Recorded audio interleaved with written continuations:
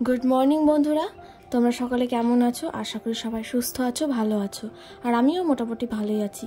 তো তোমাদের সকলকে আমার চ্যানেল ডে উইথ বিফার সাথে একদম সকাল সকাল ওয়েলকাম জানাচ্ছি। তো একদম সকাল থেকে যেহেতু আজকে ব্লগটা শুরু করছি, ওই জন্য বললাম আর কি কথাটা। তো একদম সকাল বলতে ওই 6:30টার মতো বাজে। তো সকালবেলা হচ্ছে আমার যা কাজ থাকে সেটা হচ্ছে আমি সকালবেলা আগে যে বাসি দুয়ার আছে, মানে দরজার তে জলটা দিয়ে নিই। তারপর হচ্ছে যে কাপড়টা চেঞ্জ করে নিই, বাসি কাপড়টা। তারপর আমার কাজ হচ্ছে এই ঠাকুর ঘরের কাজ করা। তো ঠাকুরের জন্য ফুল তোলা, ঠাকুরের ঘর ঝাড় দেওয়া, মোছা, ঠাকুরের থালা বাসন ধোয়া, এই সবগুলোই হচ্ছে আমার সকালবেলার কাজ। কারণ যেহেতু কাজের দিদি রয়েছে, তাই জন্য সকালবেলা আর বাসি কাজের চিন্তা আমাকে করতে হয় না। তো কাজের দিদি ওই সবগুলো করে, আর আমি এদিকে ঠাকুর ঘরের কাজগুলো করি। তো যাই হোক, দেখো তোমাদের সঙ্গে কথা বলতে বলতে আমার ঠাকুরের জন্য ফুল তোলা হয়ে গেল। বাড়ির গাছে যা ফুল হয় ওই ফুল দিয়েই আর কি পুজোটা হয়ে যায়। আর এই কাজের দিদি জবা ফুল দিয়ে যায় ব্যাস। আর একটা কাঞ্চন ফুল গাছ হয়েছে, মানে নতুন, তো আগে তো ছিল, তার পাশে আরও হয়েছে। তো সেখান থেকে ফুল তুলে ঠাকুরের জন্য ফুল আর কি দিই। তো তারপর এদিকে দেখো ঠাকুরের কাজ করে এসে এদিকে কৃষিপ দেখি বাবু উঠে পড়েছে।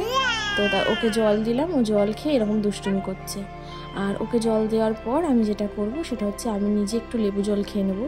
তো গরম জলে আগে দিতাম, তারপর গরম জলে দেওয়াচ্ছে আমি মনে করলাম ঠান্ডা জলে আমি শুধু মানে লেবুটা আর কি খেতে চেয়েছি জলের সাথে।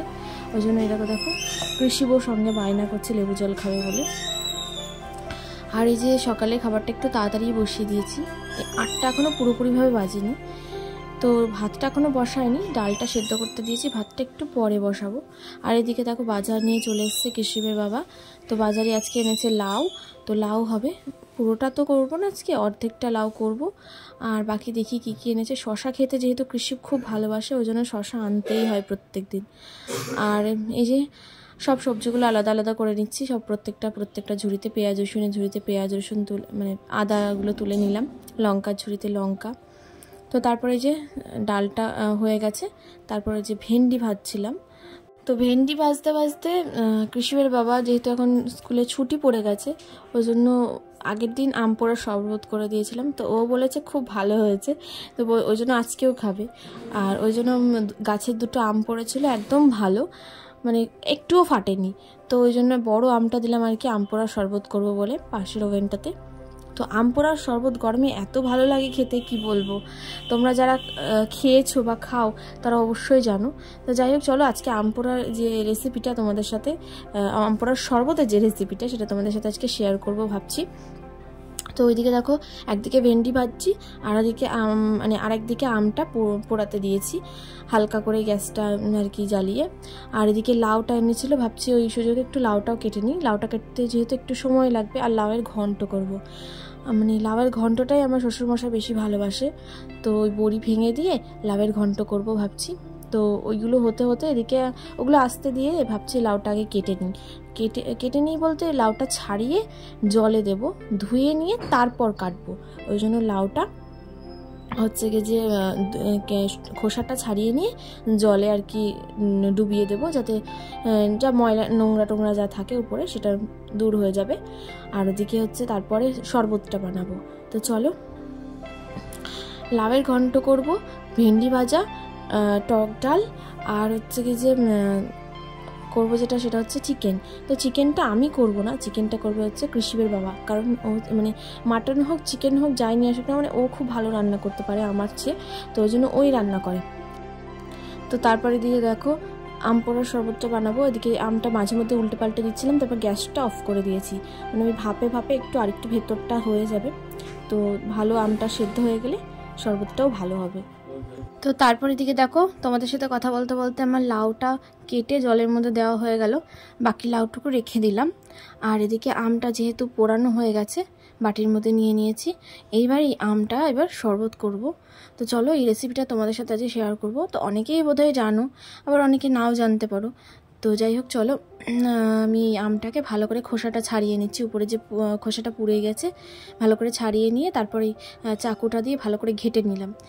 তার একটু গরম গরম আছে, তো আর হচ্ছে কি যে একটু জল দিয়ে নিলাম যাতে একটু ঠান্ডা হয়। তারপরে আমটাকে ভালো করে আমি একটু চটকে নিলাম, তাতে একদম যে শাঁসগুলো আছে একদম জলের সাথে মিশে যায়। তো ছেঁকে করলেও হয়, শাঁসগুলো মানে শরবত করার পর ছাঁকলেও হয়, কিন্তু এই যে আমের যে শাঁসগুলো এগুলোই কিন্তু মানে উপকার বেশি। তো যাই হোক, দেখলে তো জল দিলাম, তারপরে হচ্ছে চিনি দিয়ে দিলাম, যতটুকু আর কি মিষ্টি খাবো, আমি একটু টকটকে রাখবো ওই জন্য এই 2.5 চামচ মতো চিনি দিয়েছি। আর হচ্ছে কি যে লেবু দিয়ে দিলাম অর্ধেক মতো, আর দিলাম একটু বিট লবণ। বিট লবণটাই কিন্তু এই আম পোড়ার শরবতে দারুণ টেস্ট আনে। তো যাই হোক, এবার এই দুটো বাটিতে আমি ঢালা উপড়া করে নেবো, যাতে কি হয় এই চিনিটা ভালো করে গুঁড়ে যায়, সব জিনিসগুলো ভালো করে যাতে মিক্স হয়ে যায়। আর তারপরে এই যে দেখো দুটো গ্লাসের মধ্যে ঢেলে নিচ্ছি।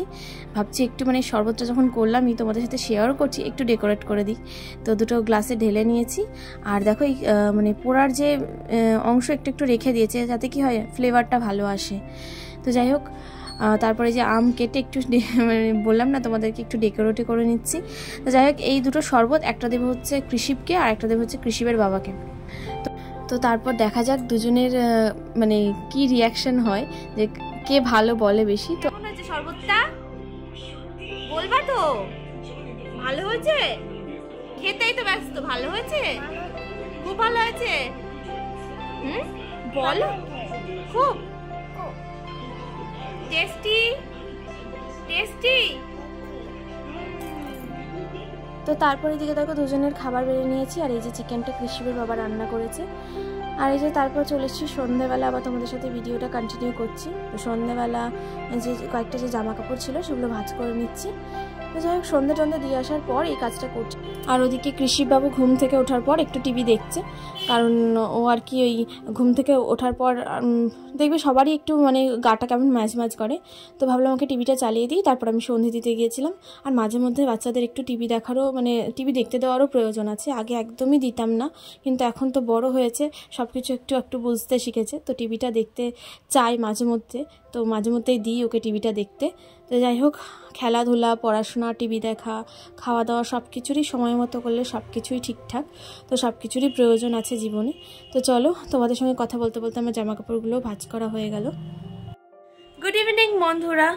তো দুপুরবেলা খাওয়া দাওয়ার পর হচ্ছে একটু রেস্ট নিয়েছিলাম, মানে একটু ঘুমিয়ে নিয়েছিলাম। কৃষিবও ঘুমাচ্ছিল, সঙ্গে আমিও একটু ঘুমাচ্ছিলাম। তারপর উঠে সন্ধে টন্ধে দিয়ে নিয়েছি। আর যা গরম, আর ভালো লাগছে না। তো এরপর রাতের খাবারটা করে নেব, তারপর শুয়ে পড়বো খেয়ে দিয়ে। তো চলো, আজকের এই ভিডিওটা এই পর্যন্তই তোমাদের সাথে শেয়ার করলাম। যদি এই ভিডিওটা ভালো লেগে থাকে তাহলে অবশ্যই পাশে থেকো। তো চলো, আজকের ভিডিওটা এখানেই শেষ করে দিচ্ছি। তোমাদের সকলকে টাটা, সবাই সুস্থ থেকো, ভালো থেকো।